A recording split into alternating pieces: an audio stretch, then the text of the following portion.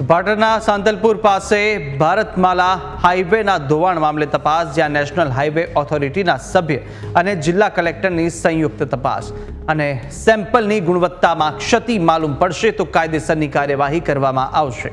ભ્રષ્ટાચારનો highway બનાવવા મામલે કોન્ટ્રાક્ટરને notice પણ ફટકારાઈ છે। વાહન ચાલકોને અગવડ ન પડે તે હેતુથી રોડ રિપેરિંગ માટે વધુ ટીમો કાર્યરત કરાઈ।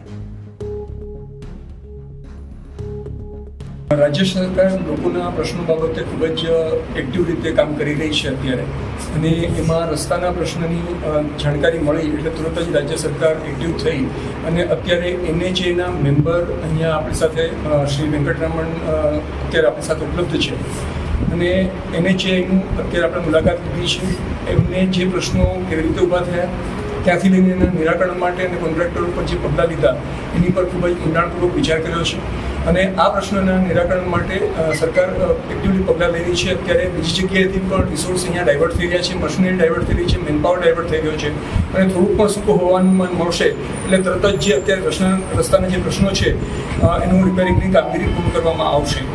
राज्य सरकार અને કેન્દ્ર સરકારના સંપૂર્ણ સહયોગથી આ સમગ્ર કામગીરી અત્યારે હાથ ધરવામાં આવી રહેલ છે અને આપ જોઈ શકો છો કે અત્યારે મશીનરી પણ અહીંયા કામ કરી રહી છે, મેનપાવર પણ મોટા પ્રમાણમાં અહીંયા लगावવામાં આવેલો છે અને આ પ્રશ્નનું નિરાકરણ ટૂંક સમયમાં આવી જશે। लेकिन यहाँ पे थोड़ा सा कॉन्ट्रैक्टर का लापरवाही हुआ है और वो इसकी वजह से वो वाटर सर्कुलेट होकर नीचे वाला जो पेवमेंट लेयर्स में एक एग्रीगेट इम्पैक्ट लेयर करके एक स्ट्रेस रिलीविंग मेम्ब्रेन लेयर है। वो स्ट्रेस रिलीविंग मेम्ब्रेन में ये पानी आने की वजह से उसमें फाइन्स ऊपर आके ये पूरा मीन्स इसमें पेवमेंट में आपको फेल्यूर दिख रहा है। ऐसा हमने पहले ये 24 जून से मतलब नोटिस किया था। અને હાલ